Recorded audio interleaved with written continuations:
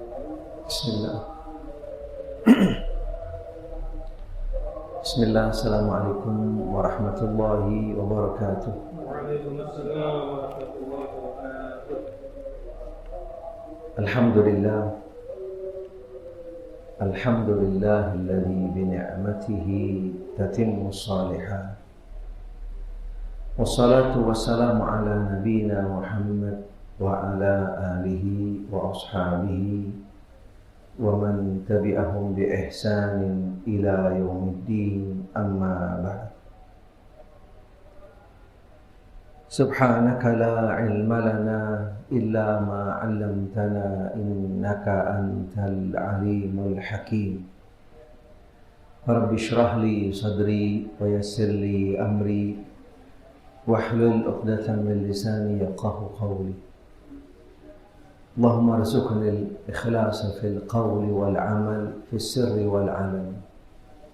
Ma'asyiral muslimin, ikhwani fid din, azani Allah wa iyyakum, rahimani rahimakumullah. Jamaah Masjid Raihan yang mudah-mudahan senantiasa dirahmati oleh Allah Subhanahu wa taala. Alhamdulillah wa syukurillah, pada malam hari ini Allah Subhanahu wa taala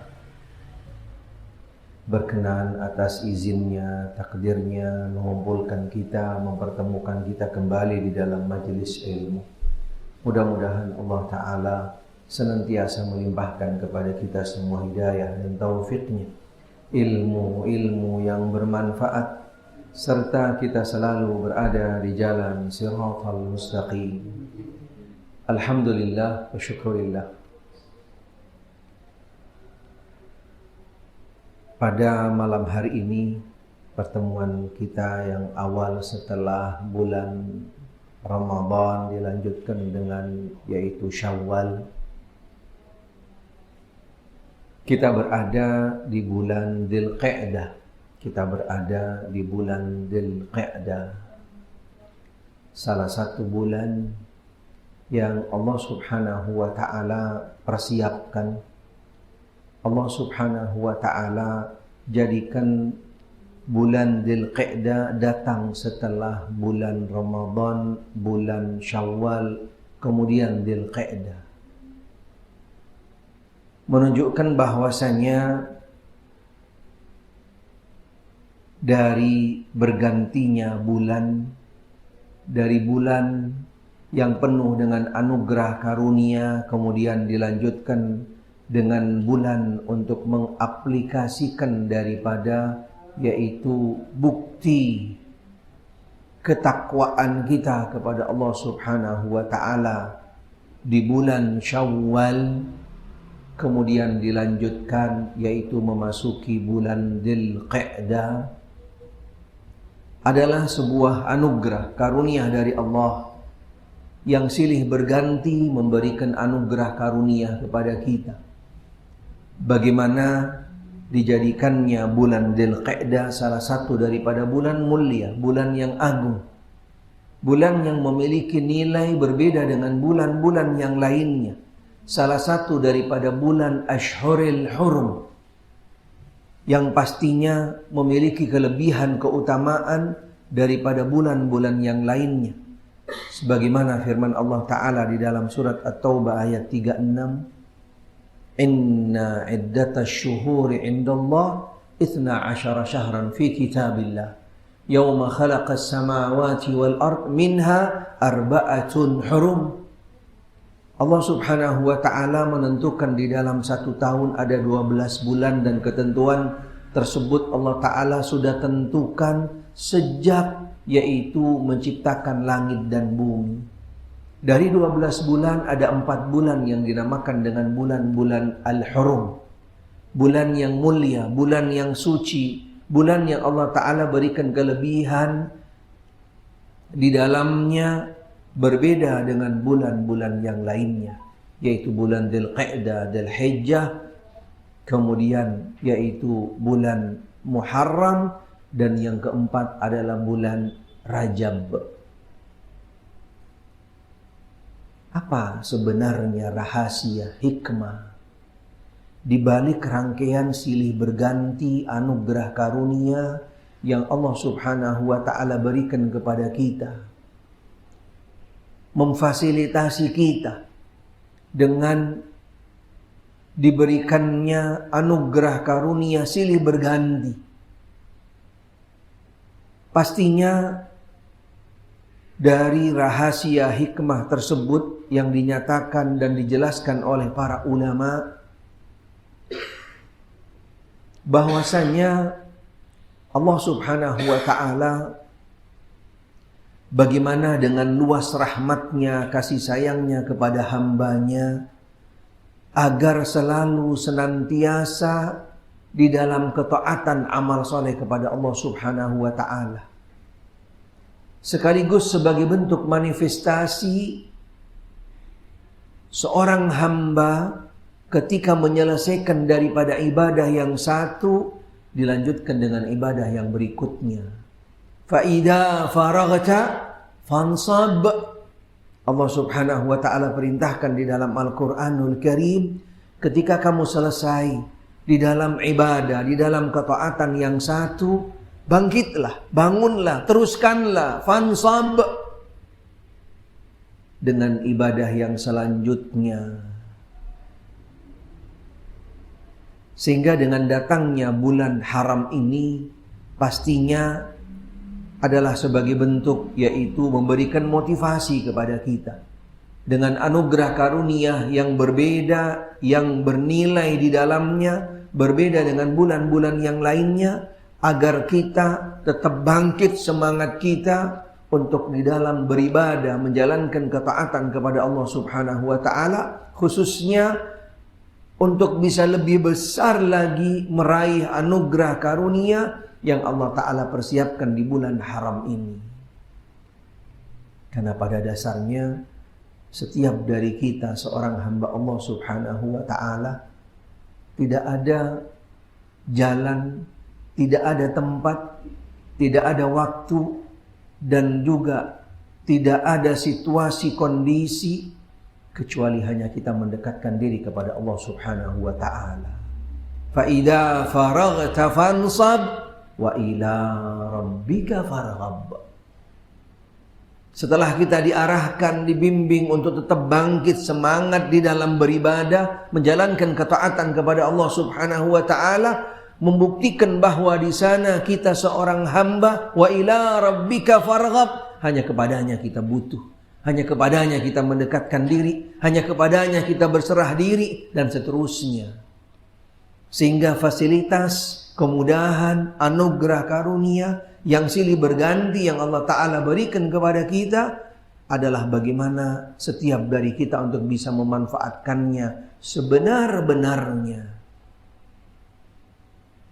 Karena dijelaskan bahwasanya hakikatnya ibadah perlu kita catat dan perlu kita renungkan bersama. Hakikat ibadah, hakikat kewajiban bagi setiap hamba Allah Subhanahu wa ta'ala bukannya sekedar menggugurkan waktu, bukan sekedar menjalankan ketaatan kepada Allah Ta'ala, tapi di balik tersebut ada rahasia yang sangat dalam dan mendasar, bahwasanya ibadah yang dilakukan oleh setiap hamba kepada Allah Subhanahu wa ta'ala adalah membuktikan, menunjukkan butuhnya seorang hamba kepada Allah. Sehingga ibadah bukanlah sekedar kewajiban, tapi hakikatnya adalah kebutuhan.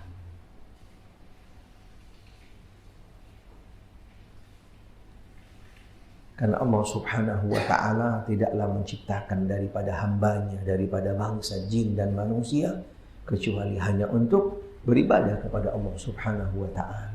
Wa ma khalaqtul jinna wal insa illa liya'budun. Tidaklah aku menciptakan jin dan manusia kecuali hanya untuk beribadah kepada Allah Subhanahu wa ta'ala. Bagaimana agar ibadah kita benar-benar tepat dan kembali kepada nilai yang nantinya akan menjadi sebab akan mendatangkan rahmat Allah Subhanahu wa ta'ala. Para ulama menjelaskan yang pertama tentang ibadah itu sendiri. Apa sih ibadah itu? Yang mana yang dinamakan dengan ibadah?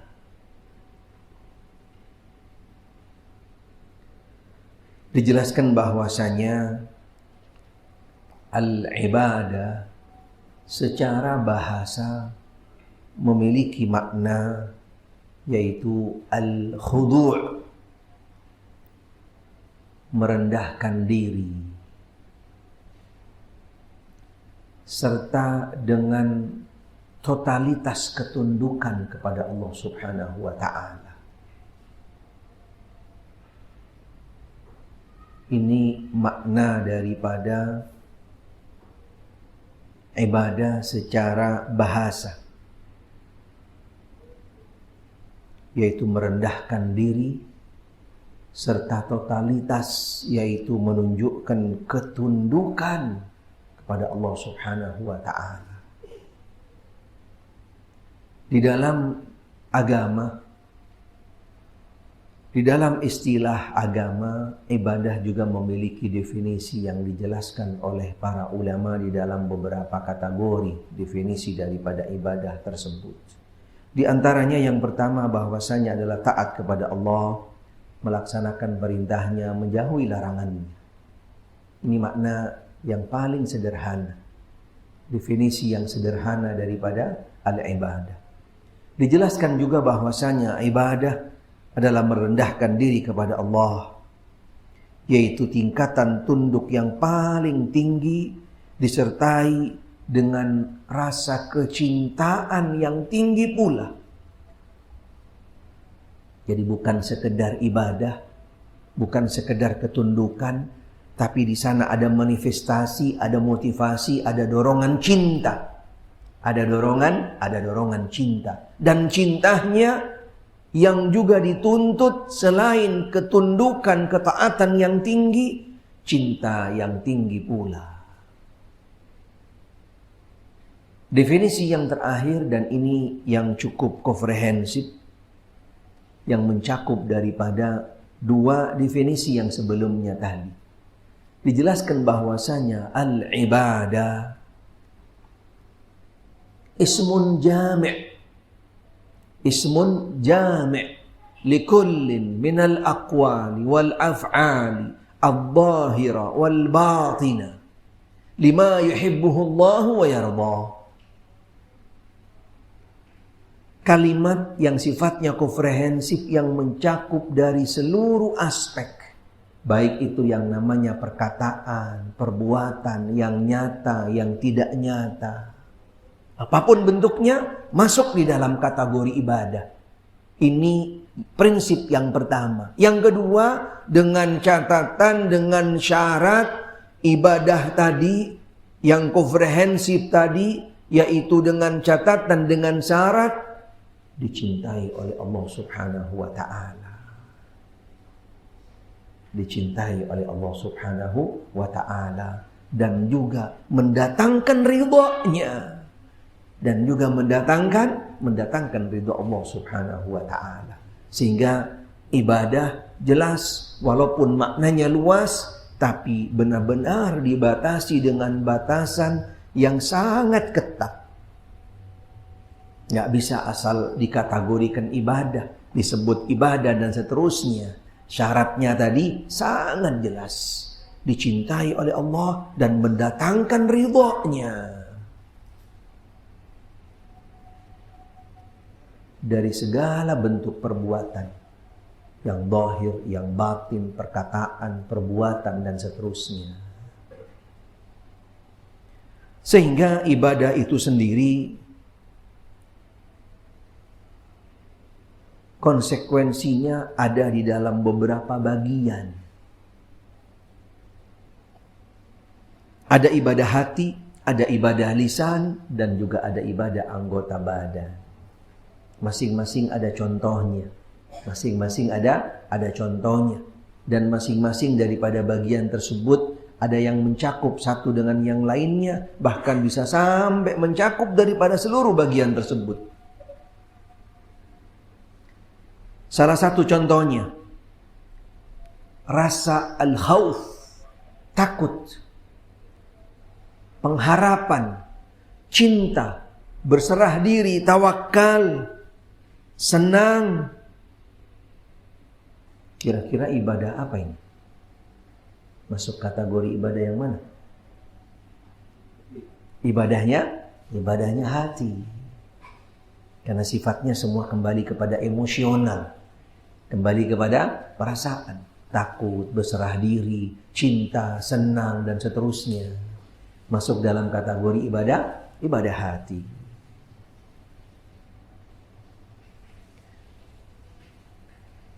Kemudian yang berikutnya, tasbih, tahmid, tahlil, salawat, istighfar, dan seterusnya. Masuk dalam kategori ibadah lisan. Tetapi tidak sempurna ibadah seseorang di dalam kategori lisan ketika cuman hanya sekedar lisannya tanpa mantap zikirnya datang dari dalam hati. Sehingga di sini dituntut sekaligus dua bagian di dalam ibadah, yaitu selain dengan lisannya, hatinya juga berzikir kepada Allah. Hatinya juga berzikir kepada Allah Subhanahu wa ta'ala. Kemudian contoh yang lain seperti sholat, zakat, haji, dan yang lainnya. Masuk dalam kategori yang mana? Anggota badan. Tetapi tetap selain daripada ibadah hati, dari bagian-bagian ibadah tersebut tidak bisa dipisahkan dengan bagian-bagian yang lainnya. Apalagi seseorang ketika dia sholat tidak terlepas daripada zikir. Dan juga dituntut untuk bisa zikir juga, sholat juga dengan hatinya.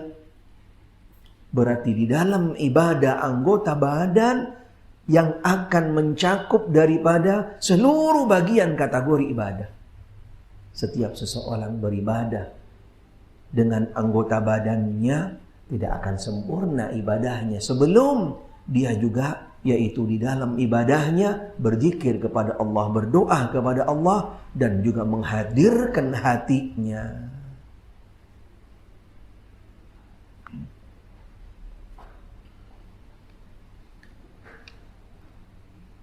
Masih banyak lagi macam-macam ibadah yang berkaitan dengan kategori daripada ibadah-ibadah yang tadi, hati, lisan, dan juga anggota badan. Sehingga inilah target utama daripada konsekuensi ibadah yang kembali kepada setiap hamba Allah Subhanahu wa ta'ala yang harus direalisasikan, yaitu ibadah yang benar-benar mencakup di dalamnya 3 kategori daripada bagian ibadah. Allah Subhanahu wa ta'ala memberitahukan bahwa hikmah penciptaan jin dan manusia adalah agar mereka melaksanakan ibadah hanya kepada Allah. Dan Allah Maha Kaya, tidak membutuhkan ibadah mereka, akan tetapi merekalah yang membutuhkannya. Karena kita di dalam menjalankan ibadah bukan sekedar menjalankan kewajiban, tapi tidak lain dan tidak bukan karena butuhnya kita dengan Allah.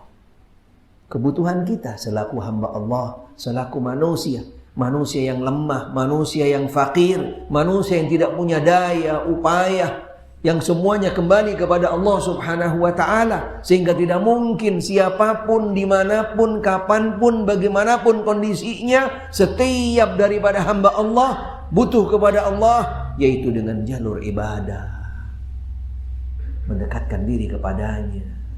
Wa ila rabbika farghab.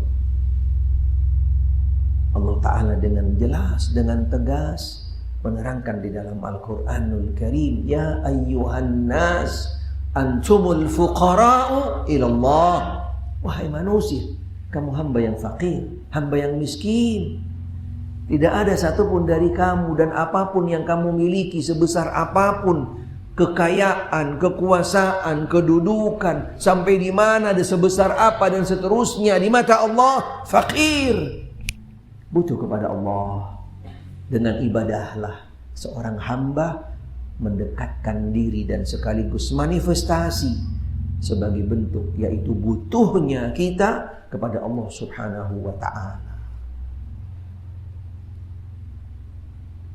Bahkan di dalam surat Ad-Dariyat ayat 56 sampai 58, di sana sangat tegas, jelas Allah Subhanahu wa ta'ala menerangkan. Karena apapun yang kita miliki, selain tidak bisa dibanggakan, diandalkan, apalagi dikonversi dengan kekayaan Allah, subhanallah, tidak mungkin dan tidak bisa. Karena pada dasarnya setiap yang ada pada kita, innallaha huwar razzaq, datangnya dari Allah, bukan dari kita, bukan usaha kita, bukan kemampuan kita, bukan profesi kita, bukan karena EQ kita dan seterusnya. Huwar razzaq, Allah yang memberinya. Datangnya sumbernya daripada Allah Subhanahu wa ta'ala. Ma uridu minhum min rizqin wa ma uridu an yut'imun. Innallaha huwar razzaq dzul quwwatil matin. Aku tidak mengkehendaki rezeki sedikit pun daripada mereka, dan aku telah mengkehendaki agar mereka memberi makan kepadaku. Sesungguhnya Allah, Dialah yang memberi rezeki, yang mempunyai kekuatan lagi sangat kokoh. Barang siapa yang menolak beribadah kepada Allah, berarti dia sombong. Barang siapa ibadah kepada Allah tapi beribadah juga kepada selainnya, maka ia musyrik. Bisa terjadi seseorang beribadah kepada Allah Subhanahu wa ta'ala, tapi juga dia tidak totalitas di dalam ibadahnya. Berarti keluar daripada konsekuensi ibadah yang tuntutannya yang sangat jelas tadi. Lillah, berharapkan ridha Allah, dan juga yang dicintai oleh Allah Ta'ala. Berarti konsekuensinya dia harus meninggalkan apapun bentuk peribadatan yang tidak dicintai dan tidak mendatangkan ridha Allah.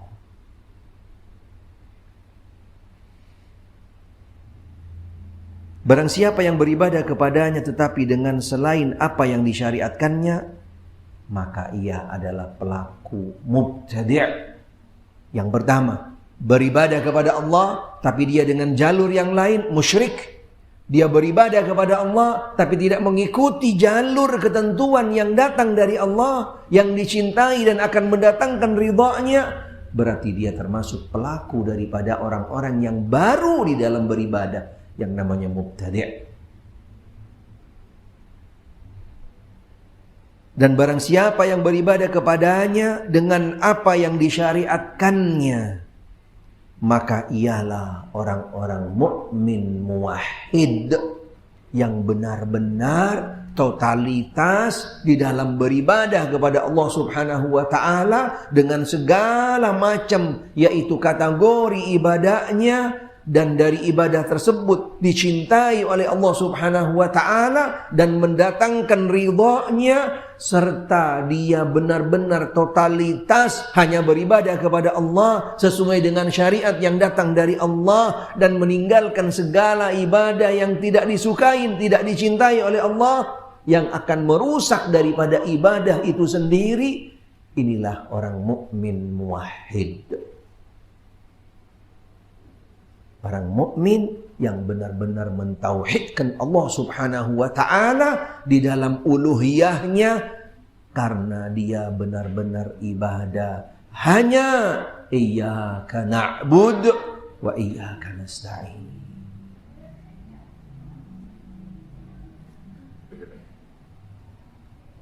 Di dalam menjalankan ibadah, selain beberapa prinsip-prinsip yang tadi, ada tiang-tiang Ada tonggak-tonggak yang harus berdiri kokoh, kuat, tidak sedikit pun goyang, bergerak, apalagi rapuh.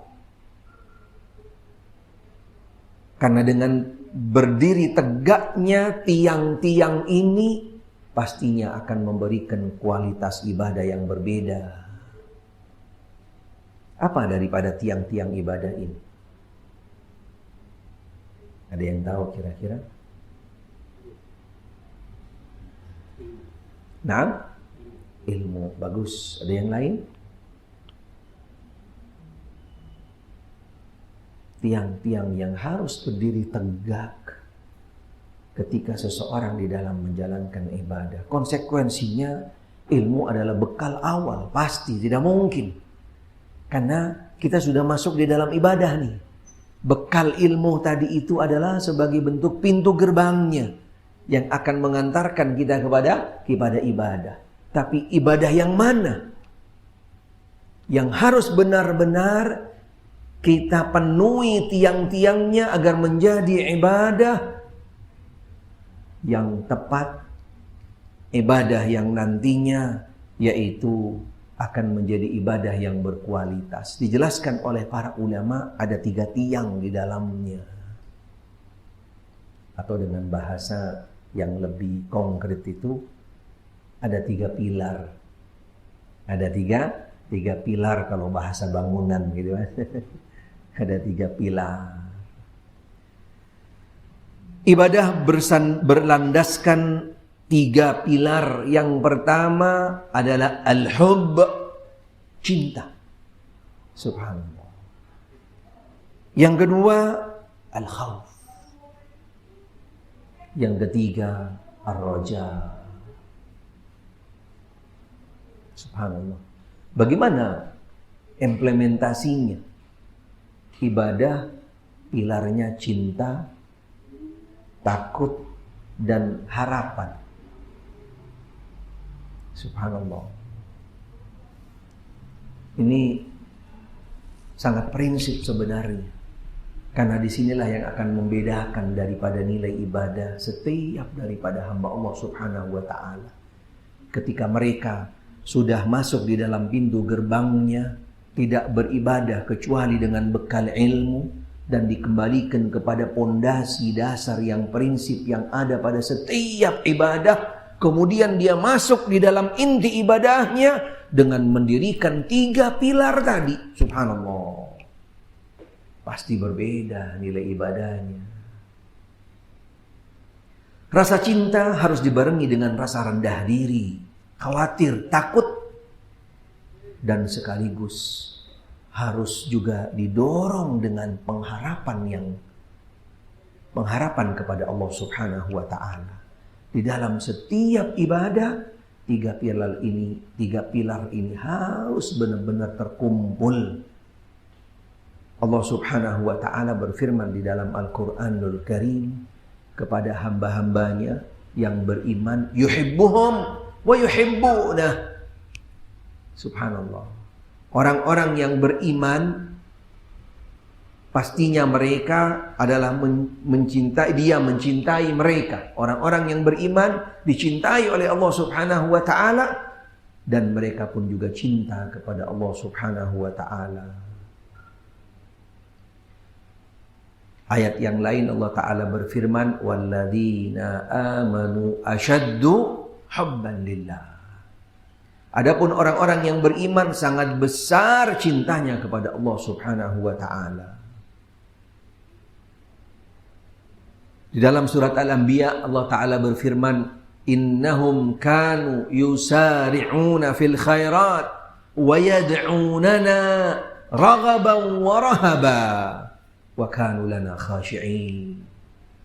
Sungguh mereka selalu bersegera dalam mengerjakan kebaikan. Mereka berdoa kepada kami dengan penuh harap dan cemas. Dan mereka adalah orang-orang yang khusyuk kepada kami. Dijelaskan bahwasanya salah seorang ulama menjelaskan, barang siapa yang beribadah kepada Allah hanya dengan rasa cinta, maka pastinya ibadahnya adalah ibadahnya orang-orang zindik. Karena cinta saja. Karena cinta saja. Dan barang siapa yang beribadah kepada Allah dengan hanya sekedar harapan, ini ibadahnya orang murji. Orang murji yang selalu berharap kepada Allah Ta'ala tidak dibarengi dengan ikhtiar yang tepat dan benar. Dan barang siapa yang beribadah kepadanya dengan hanya rasa takut, maka ini adalah kategori ibadahnya orang haruri. Dan barang siapa yang beribadah kepadanya, yaitu karena dorongan cinta, karena khawatir, dan juga berharap dari Allah Ta'ala, maka inilah ibadahnya orang mukmin yang mentauhidkan Allah Subhanahu wa Ta'ala. Bagaimana setiap dari kita ketika kita beribadah? Karena dorongan cinta kepada Allah. Dan itu harus benar-benar ada pada setiap jiwa hati seorang mukmin mencintai Allah di dalam menjalankan ibadah ketaatannya karena dia ingin mendekatkan diri kepada yang dicintainya. Seperti yang tadi dasar ibadah karena kebutuhan. Di dalam kebutuhan tadi salah satu daripada porsi poinnya butuhnya kita kepada Allah karena kita cinta kepadanya. Ingin mendekatkan diri kita kepada Allah Subhanahu wa Ta'ala.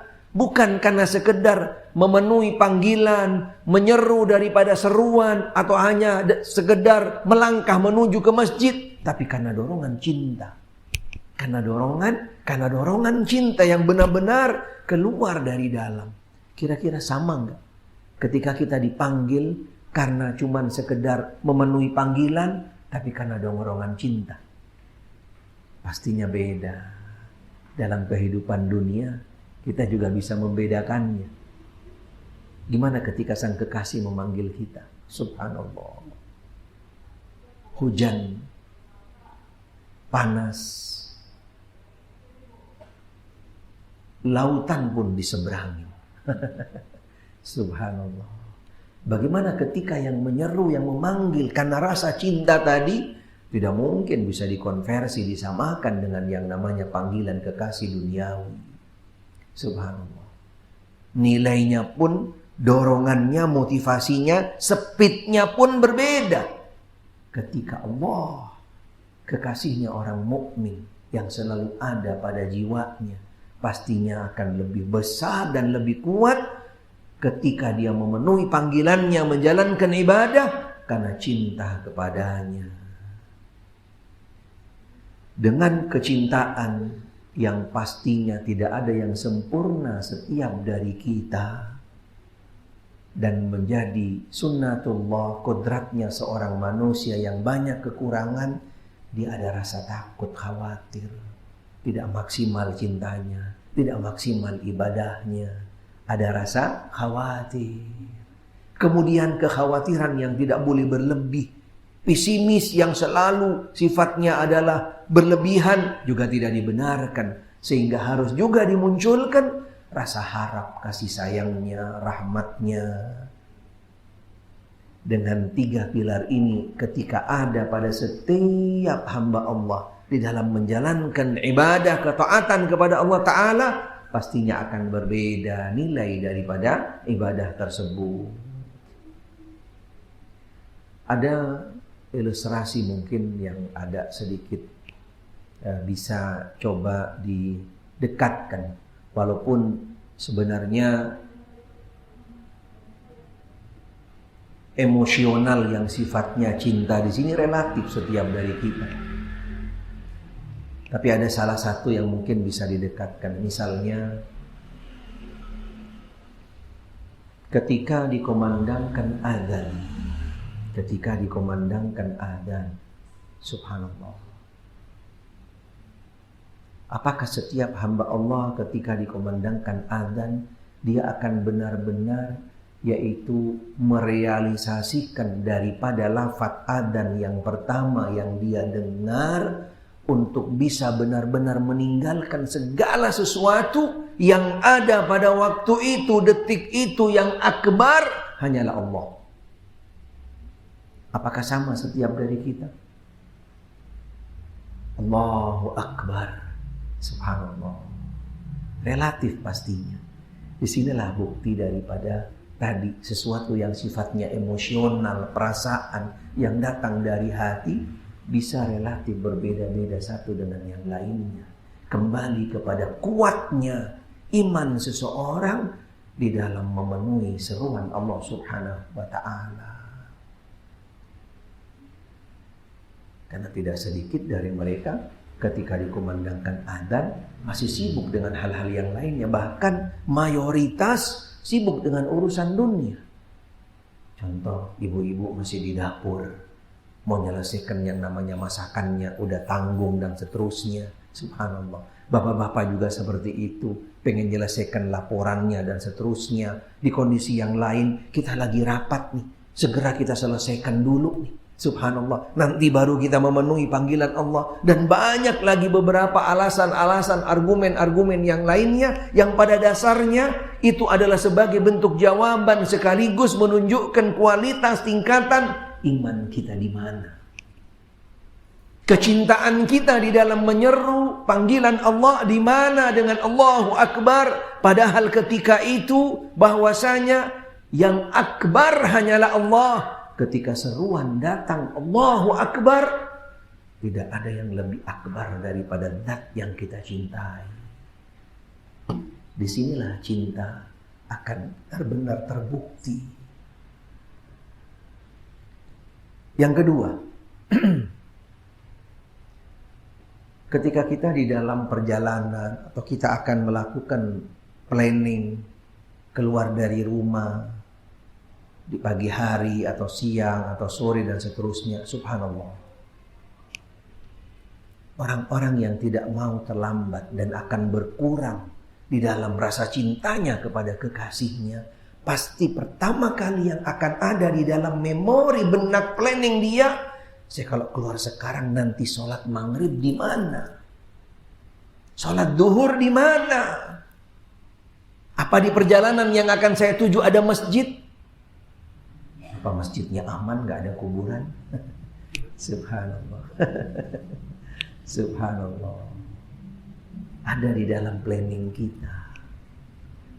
Pendekatan sebenarnya dari bukti manifestasi perasaan cinta kita kepada sang kekasih. Tidak mau terlambat, gak mau telat, gak mau mengedepankan yang lain daripada sang kekasih. Subhanallah. Karena kita hidupnya tidak terlepas daripada untuk beribadah kepada Allah Subhanahu wa ta'ala. Di mana saja, kapan saja, bagaimanapun kondisi kita.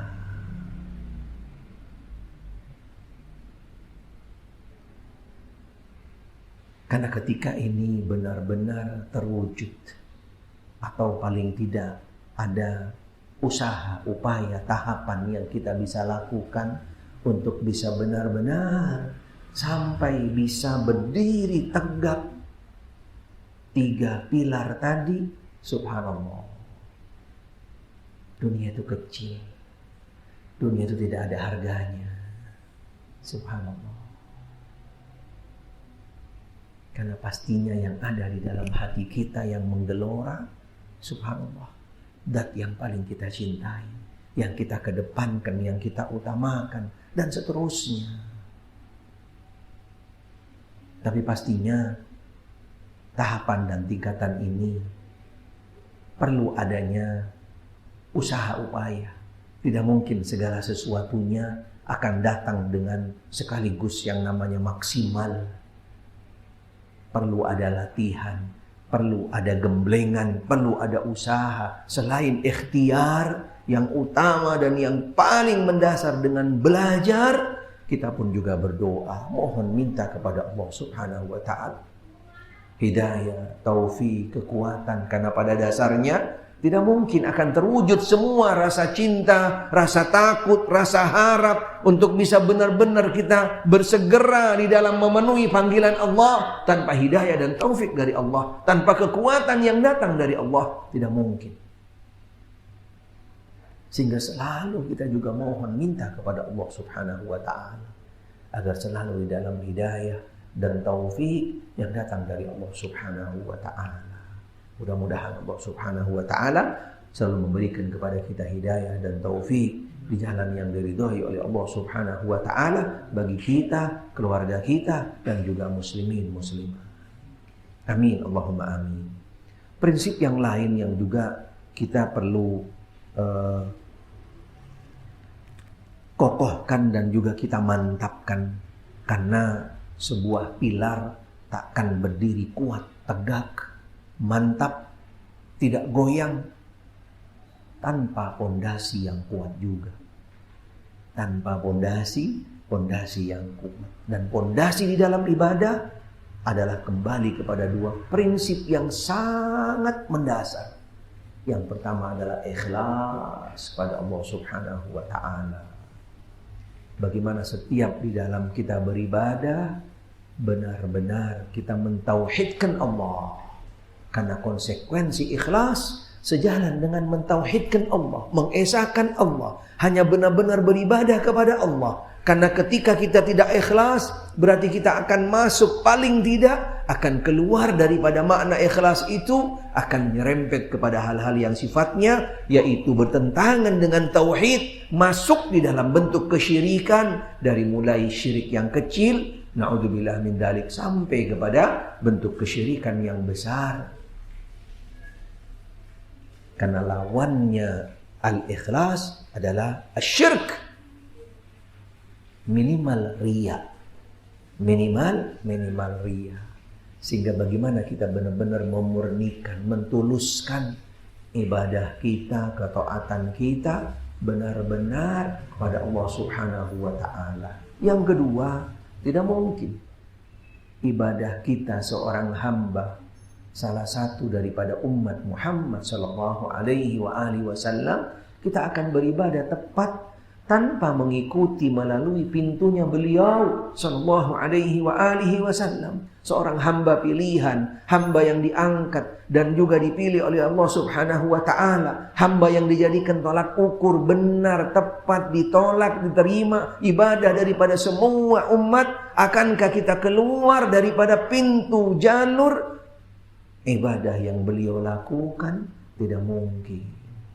Sehingga prinsip yang kedua yang akan benar-benar membuat sebuah bangunan ibadah itu kokoh, kuat, tepat, maksimal setelah berdiri tegak pilarnya, pondasi prinsip yang kedua adalah al-mutaba'ah, mengikuti tuntunan sunnah Nabi sallallahu alaihi wasallam. Dengan 3 pilar dan juga 2 pondasi tadi yang mudah-mudahan akan mengantarkan ibadah kita, yaitu ibadah sebagaimana firman Allah Subhanahu wa taala di dalam Al-Qur'anul Karim surat Al-Baqarah, bala man aslama wajhahu lillah wa huwa muhsin falahu ajruhu 'inda rabbih wa la khaufun 'alaihim wa la hum yahzanun. Tidak, barang siapa yang menyerahkan diri sepenuhnya kepada Allah dan dia berbuat baik, dia mendapat pahala di sisi Rabb-nya dan tidak ada rasa takut pada diri mereka dan mereka tidak bersedih hati. Aslama wajha, berserah diri, memurnikan ibadah kepada Allah, berbuat kebajikan, yaitu pastinya setelah dia ikhlas, dia menjalankan, membuktikan keikhlasannya, yaitu dengan mengamalkan amal-amal kebajikan yang tidak keluar kecuali mengikuti tuntunan Nabi sallallahu alaihi wasallam. Inti agama ada 2 prinsip yang sangat mendasar, yaitu kita tidak beribadah kecuali hanya kepada Allah, dan kita tidak beribadah kecuali dengan apa yang disyariatkan oleh Rasulullah sallallahu alaihi wasallam. Di akhir surat Al-Kahfi Allah taala berfirman, "Faman kana yarju liqa'a rabbih falyamal 'amalan shalihan wa la yusyrik bi'ibadati rabbih ahada." Barang siapa yang berharap pertemuan dengan Rabb-nya, maka hendaklah dia mengerjakan kebajikan dan janganlah dia mempersekutukan dengan sesuatu pun dalam beribadah kepada Rabb-nya. Inilah manifestasi perwujudan dari yaitu hakikat dua kalimat syahadat. Karena makna daripada dua kalimat syahadat, asyhadu an la ilaha illallah, la ma'budu bihaq illallah. Tidak ada ilah yang diibadahi, yang dituju, yang untuk melakukan ketundukan, ketaatan, hanya Allah Subhanahu wa ta'ala. Wa asyhadu anna Muhammadan Rasulullah, bahwasanya tidak ada yang diikutin, yang dijadikan teladan di dalam menjalankan ibadah kecuali Muhammad sallallahu alaihi wa alihi wasallam. Mudah-mudahan Allah Subhanahu wa ta'ala menjadikan kita semua daripada hamba-hambanya yang benar-benar menjalankan, yaitu konsekuensi daripada dua kalimat syahadat yang seutuhnya, yang sebenar-benarnya, dan sekaligus mudah-mudahan Allah Subhanahu wa ta'ala menerima daripada amal-amal ibadah kita, ketaatan kita kepada Allah Subhanahu wa ta'ala, dan kita juga agar diberikan kekuatan, hidayah, taufik untuk terus di dalam ketaatan kepada Allah Subhanahu wa ta'ala dengan tanpa mengenal waktu, masa, tempat, event, dan seterusnya. Karena pada dasarnya kita adalah hamba Allah, bukan daripada hamba bulan-bulan tertentu, atau juga bukan hamba-hamba yang sifatnya musiman, karena kita sebenarnya adalah hamba yang sejati, yang selalu menunjukkan ketaatan, ketundukan kepada Allah Subhanahu wa ta'ala dengan tanpa melihat, mengenal masa, waktu, dan tempat. Wallahu a'lam. Itu mungkin yang bisa kami sampaikan di dalam pertemuan pada malam hari ini. Masih ada waktu mungkin berapa menit, atau nanti setelah adzan kita buka pertanyaan insyaallah. Wallahu a'lam.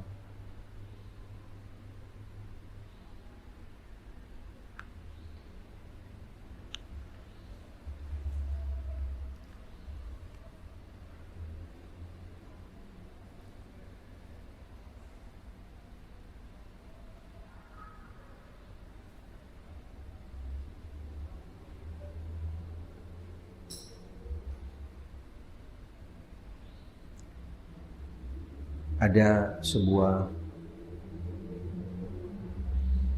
catatan dari salah seorang ulama tentang ibadah itu sendiri, bahwasanya ibadah yang ada di dalam agama Islam tidaklah disyariatkan untuk mempersempit atau mempersulit manusia, dan tidak pula untuk menjatuhkan mereka di dalam kesulitan.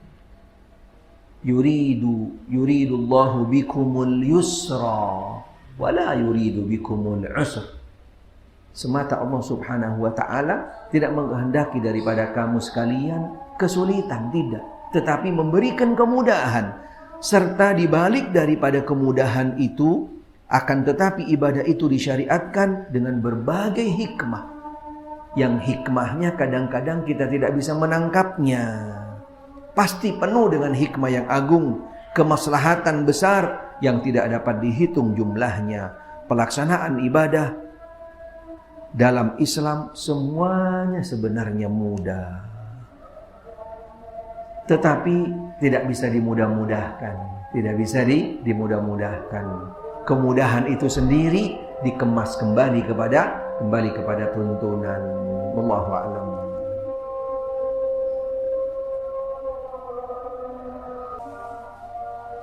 Bismillah. Silakan, mungkin ada yang perlu didiskusikan, dipertanyakan dari beberapa poin yang kami sampaikan tadi.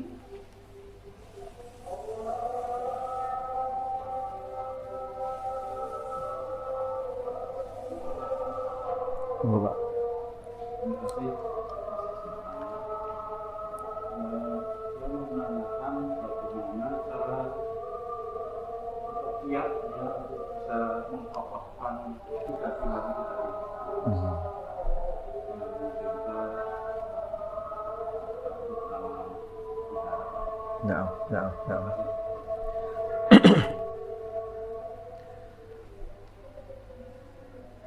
Bismillah.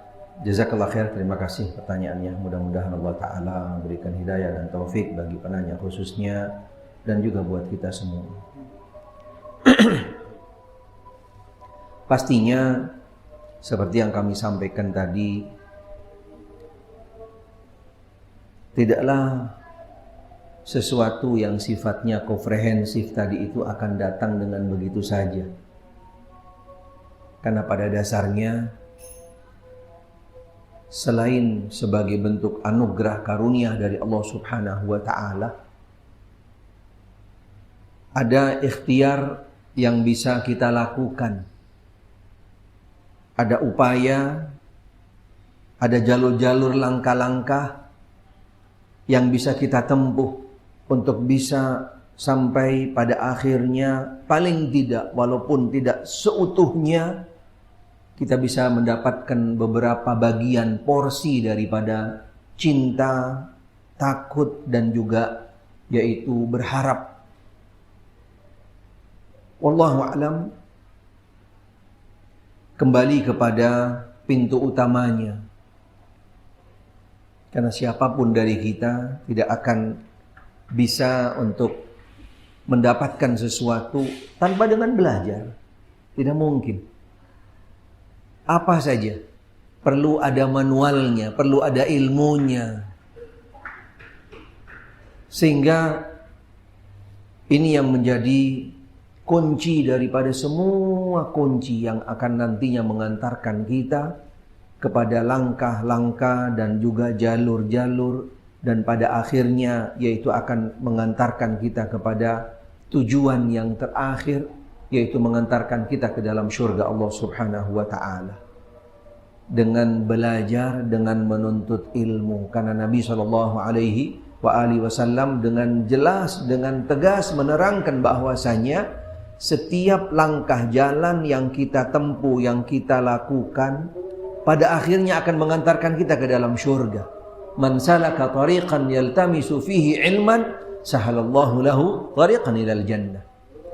Sehingga dengan kita yaitu belajar, menuntut ilmu, mempersiapkan bekal, tidak melangkah kecuali kita bisa mempersiapkan ilmunya, apalagi juga tidak beramal kecuali kita paham dan mengerti dengan ilmunya. Karena dengan ilmu yang kita miliki tadi akan menjadi ilmu yang bermanfaat ketika dibuktikan dengan amal, dan pada akhirnya dengan ilmu dan amal yang kita lakukan pada akhirnya akan mengantarkan kita ke dalam surga dengan bekal atau dengan perantara datangnya rahmat Allah Subhanahu wa Ta'ala.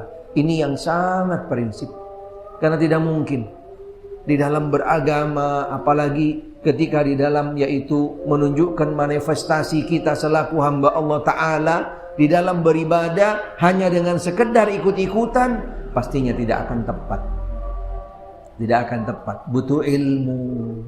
Sehingga Nabi SAW dengan tegas menerangkan, talabul ilm faridatun ala kulli muslim. Fardu ain bagi setiap muslim. Dan Allah pun juga dengan tegas jelas menerangkan di dalam Al-Quran, siapapun daripada hambanya tidak akan sampai untuk bisa mengenal Allah tanpa ilmu dulu. Fa'lam annahu la ilaha illallah.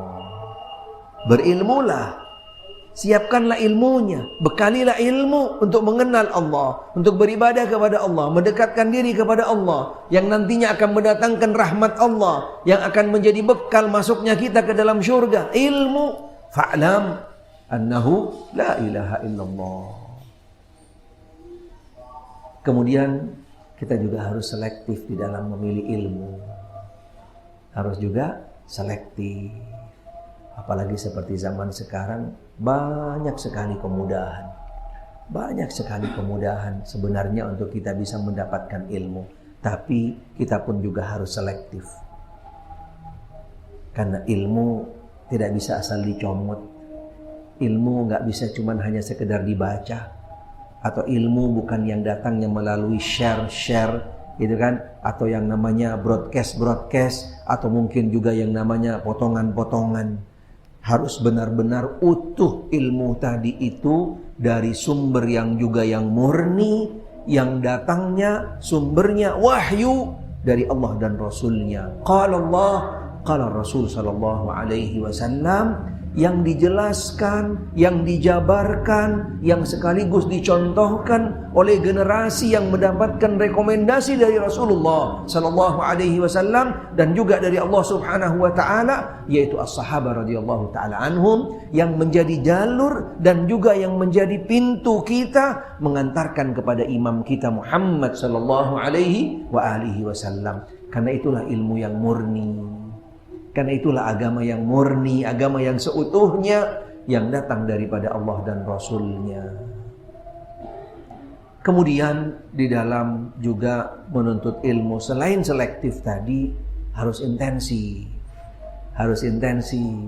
Mulailah dari yang dasar dengan tahapan-tahapan yang jelas.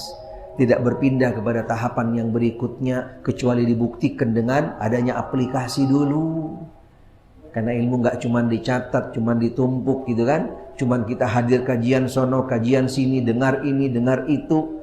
Bukan itu sebenarnya yang real, yang utama daripada menuntut ilmu. Walaupun sedikit, walaupun hanya 1, 2, tapi bisa diamalkan, bisa dibuktikan. Insya Allah dengan beberapa tahapan-tahapan tadi, pada akhirnya juga akan menyampaikan kita kepada tingkatan, yaitu mendapatkan porsi daripada yang namanya, yaitu di dalam beribadah penuh dengan cinta, rasa takut, dan juga harap kepada Allah Subhanahu wa ta'ala.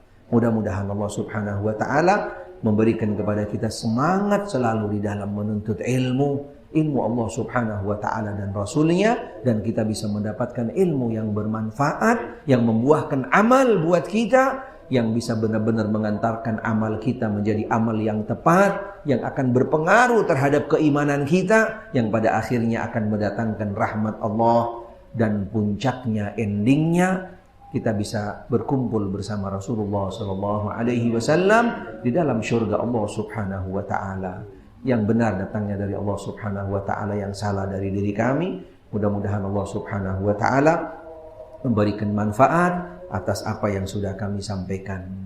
Akhirnya kita tutup dengan doa kafaratul majlis. Subhanakallahumma bihamdik, asyhadu an la ilaha illa anta, astaghfiruka wa atubu ilaik. Wa sallallahu wasallam ala Muhammad wa alihi wa sahbihi wasallam. Walhamdulillahi rabbil alamin. Wassalamualaikum warahmatullahi wabarakatuh.